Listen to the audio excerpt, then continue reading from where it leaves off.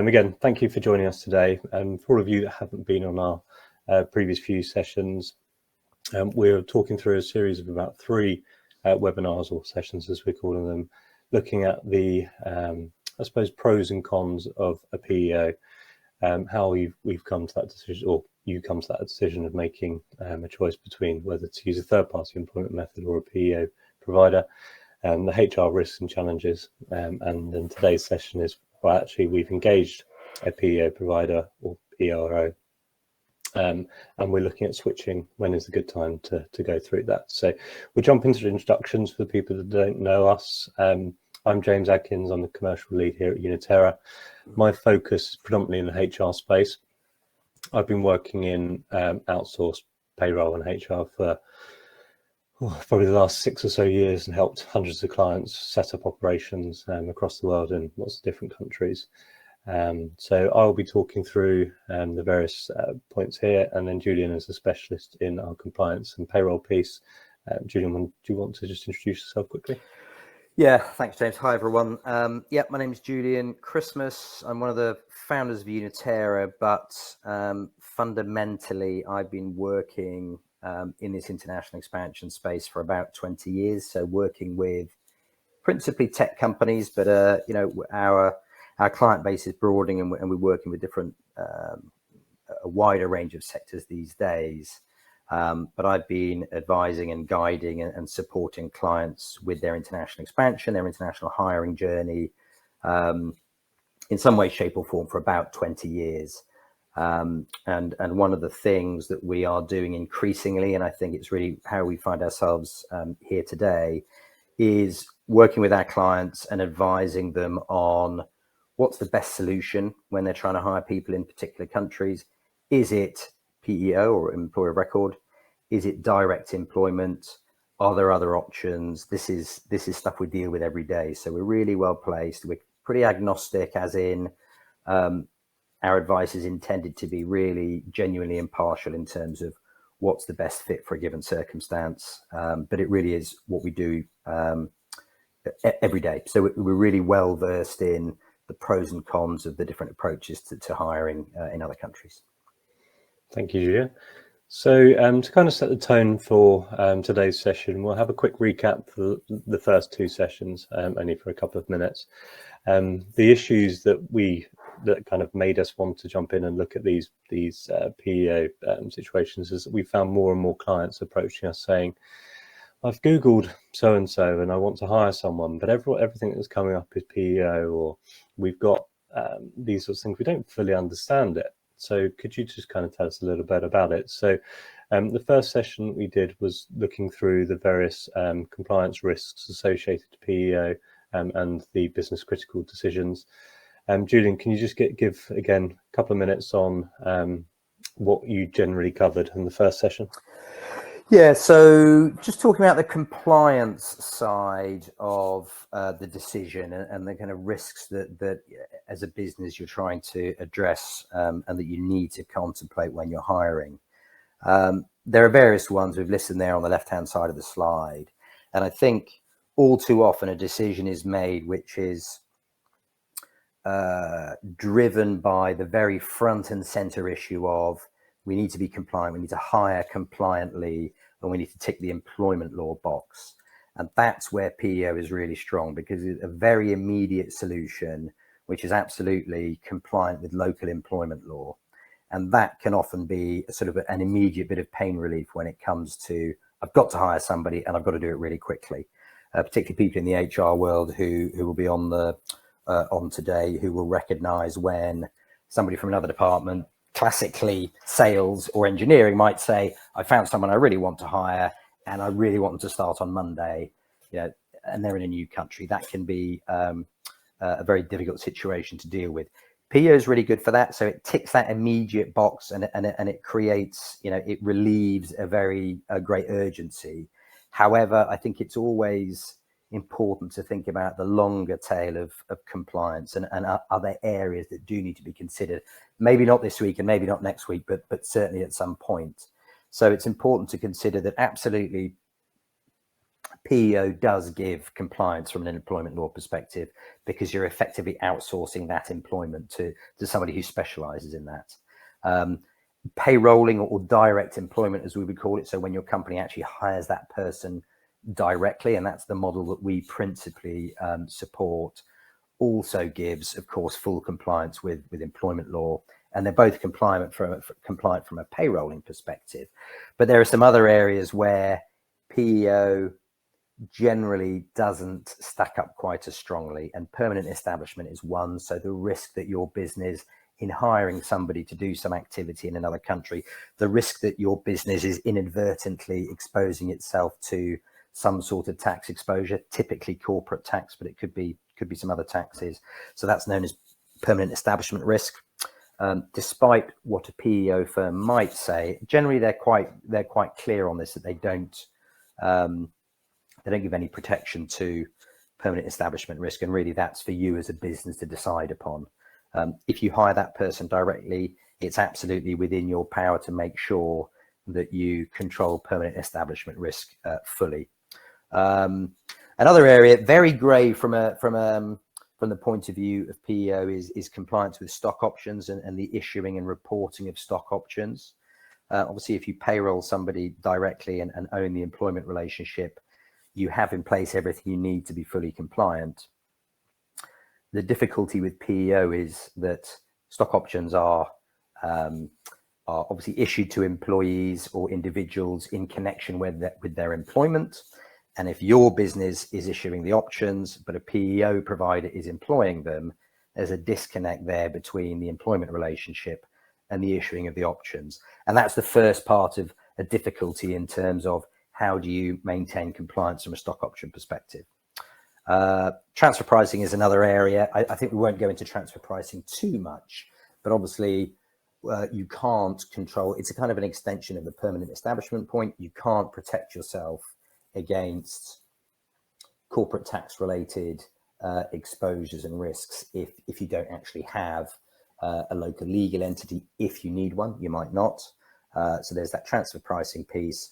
And also from the point of view of global mobility and moving employees between different countries, it can be done through PEOs. Some of them are able to do it, some of them aren't. Some countries they can do it, some they can't. If you really want to be able to move employees cleanly around the world, then really employing them directly and making sure that your company has the right infrastructure in place to enable that is really the way forward. So PEO, great in the short term, and great in the longer term in certain situations, but it does not address some of the sort of longer term risks that your business might face. Thank you. So in the second session, we covered, or not we had an expert on, Merrin Roberts, who was talking through the HR challenges.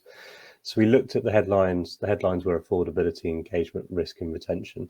It's all the employee-facing stuff, really. So is it something that we can afford? And we went into detail on that.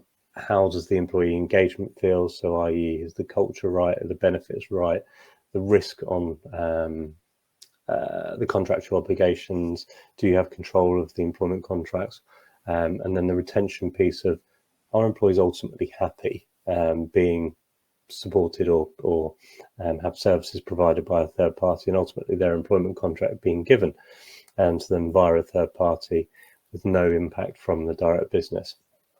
A lot of we ran a few polls throughout these exercises, and a lot of the questions were talking about a benefits, a one business culture or a global benefits philosophy that they're struggling to be able to match. All of these sorts of issues are things that will come up using a third party provider. But ultimately, as Julian just touched on, really good when it comes to immediate hire, getting to market very, very quickly. And for some people, it's very important that actually they can do that and secure the hire and the talent that are looking to go. So again, won't go into a huge amount of detail on the HR challenges today, but these are all available on demand if you wanted to. So, James, I was just going to add on that you mentioned in the previous slide that PEO has its place, and it's worth mentioning that actually we implement PEO from time to time when we a reference when I was talking a little bit earlier about how our clients or our audience today will often have a situation where they have a very, very urgent hire.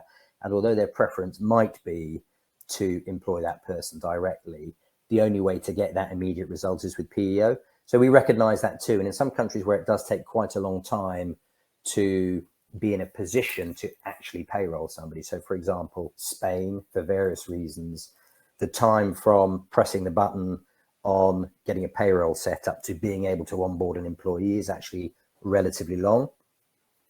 In that situation, if it's very urgent, we may well implement a PEO solution as an interim step. So perhaps for 3 months, get somebody payrolled so they can get active with the business. There doesn't have to be concern about payrolling benefits, particularly statutory benefits, social coverage, which is particularly important in some countries. And then in the background, we can create the infrastructure necessary to onboard that individual as a sort of a proper employee. And then at the right time, we can simply switch them over. So it shouldn't be seen as a one or the other choice.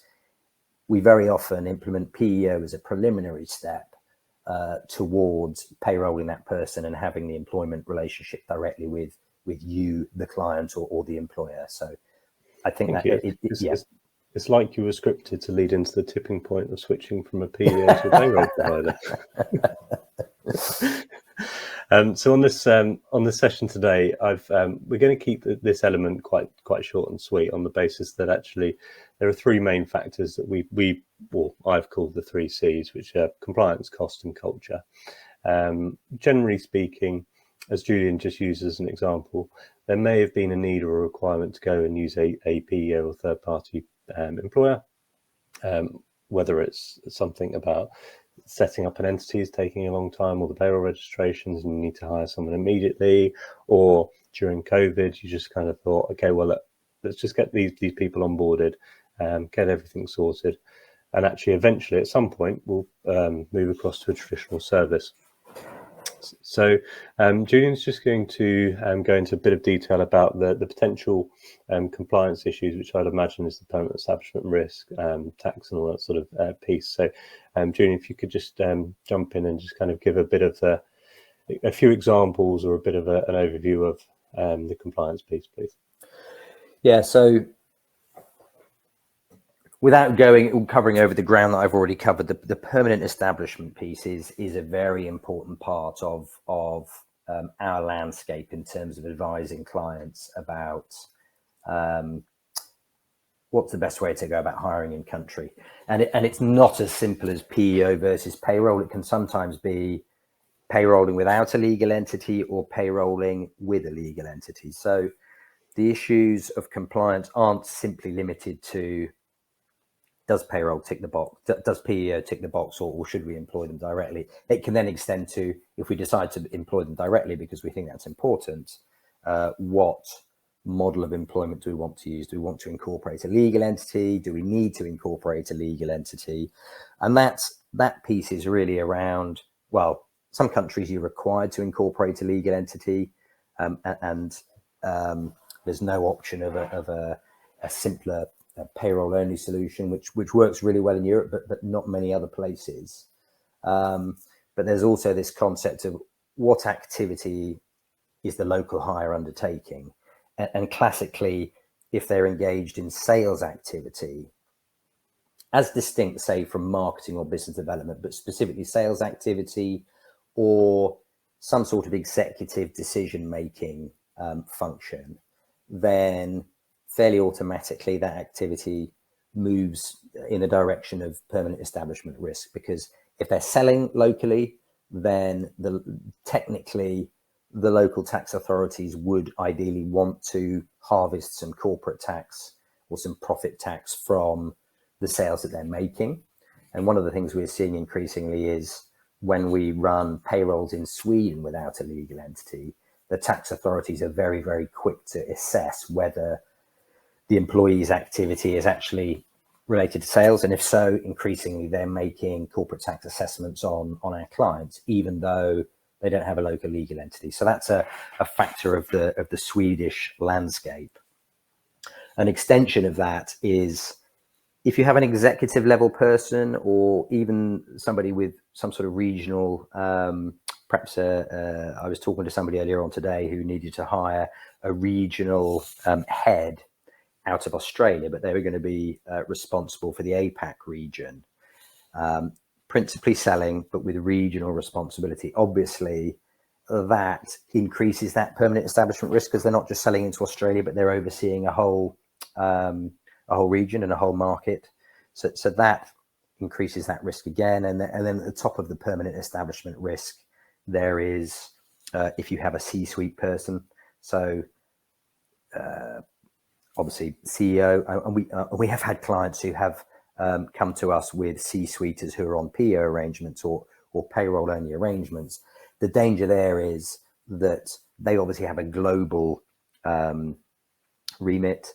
Their decision-making affects the global success of the business, and also contributes to value creation within the business.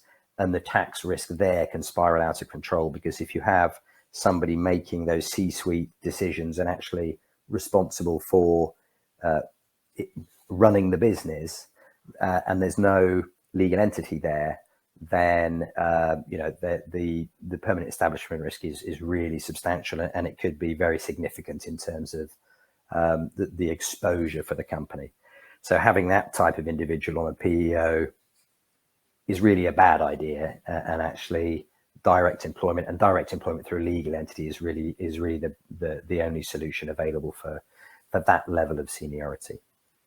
And I think if we look at countries like Germany in isolation, they have restrictions on durations that PEO or EOR can be in place. It's 18 months. They contractually, because of the way that things work in their employment law system, it's something that you have to terminate on that 18th month. It's not something that can carry on. You've got collective bargaining agreements that come into play, which you need to start looking at when there are certain countries that have those enforced, that the collective agreements will control various benefits and work laws, and headcount numbers have an impact on all those sorts of things. So there's plenty of things to consider from a compliance side. One of the main questions that we get when clients are coming to us at the first touch point is cost. Cost is the main kind of, or one of the main factors that people really kind of discuss and will sign off on. I can't quote for all the PEOs out there or the employer records out there, but generally speaking, the setup costs are fairly minimal. But the ongoing costs are something that we find at a tipping point, generally speaking, around 9 to 10 months will be, well, actually, if we'd invested in setting up an entity or payroll registration, got the employment document suite in place, employment contracts, handbooks, any benefits, etc. ourselves, and then the traditional pay run service throughout that tipping point is generally, as I say, about 9 to 10 months. Julian, do you have any thoughts on the cost side over and above that? Simply that the scalability of PEO from one country to the next can be quite variable, because we typically say there's a tipping point in terms of headcount, and in some countries, for example, in the UK, it's so cheap and easy to hire people in the UK that it doesn't really make sense ever to have to use a PEO for UK employees. So in essence, therefore, the tipping point is one. Whereas in a market like Brazil, where you need a legal entity in order to be employed people directly, that can take, I would suggest, 5 or 6 months, and it's very, very time consuming and draining on resources. The tipping point in Brazil may well be 4 or 5 or even 3 just from a financial perspective, but then you look beyond the finance and look at all the other aspects of having to support a legal entity, then you may want to go, to 5+ on PEO before you think about moving away from the PEO model. So that cost piece does vary between countries. That's another thing we have good visibility of as a business, and yeah, happy to advise on that. If anybody is keen to understand about country specifics. Awesome, thank you. So then on the culture and people side, I touched on it earlier from feedback on the HR discussions, but culture is becoming more and more prevalent across the board of we want to have a very proactive business culture where we want to support everyone and treat everyone the same. One business culture and making everything accessible to people. The culture piece, generally speaking, is pushed by the individuals themselves. If you start looking at staff retention, if you're having issues with employee motivation, employee performance, all of these sorts of issues that actually think, okay, well, people are employed, they should be doing their jobs, but actually ultimately keeping people motivated and engaged is key. So the metric on that is really staff performance. And at some points, when you get to various headcounts within countries, it gives you access to a broader benefits offering, which actually your payroll PEO provider may limit you on, well, actually, this is a PMI scheme that we're using, tough, this is this one, or here's our version of 401k pensions in other countries, or life cover, etc. It might not necessarily mimic what you're doing in the UK or the US. So these sorts of things, again, will increase the culture of the business, and people will be motivated to do so. Policy, employment contracts and employment law, again, is something that have a huge impact on the culture of a business. Again, country to country is very different, but ultimately you are commanded when you're using by a third-party provider what policy you are adopting and what employment contract you are adopting, because it is ultimately that third party that's doing the engagement of the employee. So at those pain points, again, people come back to us and say, look, we're looking at doing this, looking at bringing everything into a one business culture, one source provider, and we want to set up entities, we want to review the costs, we've got a compliance headache. All of these sorts of things do come in and factor in together. So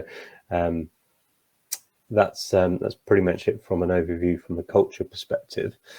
So jumping forward slightly onto the people that don't necessarily know a huge amount us and what we do. So UnaTerra as a business, as you've hopefully seen from the last three sessions, we're quite comfortable advising on both situations and supporting clients with both setups, because there is very much a time and a place for it. Julian, would you mind just going into the detail a little bit about our services and what sort of things people can expect from us if they do engage with us? Yeah, certainly. So ideally, we like to get involved in a conversation at the point, at the earliest point possible in the I suppose the hiring cycle. So typically, as soon as a client becomes aware that there's a requirement to hire in a country, whether it be a bit of strategic planning or it could well be opportunistic hiring, that's a perfect time for us to get involved, because what we like to do is lay out for our clients exactly what the options are. And if we're able to do that at the right time, then the chances are increased that that we collectively will have time to implement the better solution. When it comes to solutions, we do a fine line in advising and informing our clients and educating them about what the different solutions are. Just because hiring without a legal entity works in Italy doesn't mean to say it works in China, for example. And every country is different and they all have their nuances. So there's that kind of advisory consultative piece, which is being, I guess, a true partner to our clients and helping them really understand what the options are and guiding them down the path of concluding. And once we've taken them through that process, we can essentially deliver everything that's required, regardless really of what the solution is. If it's a PEO solution, if that's the chosen solution, then it might be that we simply introduce, depending on the country, a third party who can best meet that need. So, if we can't deliver a specific solution, then, we will happily make an introduction to somebody who can. But generally speaking, if as our client, you choose to go with a direct employment option, so you actually want to hire, engage with your employee directly, we will be able to deliver everything that you need. So either making the relevant registrations in a country so that we can run a light touch payroll, or incorporating a legal entity and making sure that it has all of the correct tax and other registrations necessary in order to be able to trade hire and employ people. Payroll and HR are the cornerstones of our service, really. So setting up and running the payrolls, supporting the employees, supporting the HQ team with employment contract, benefits advice, and then running the payroll.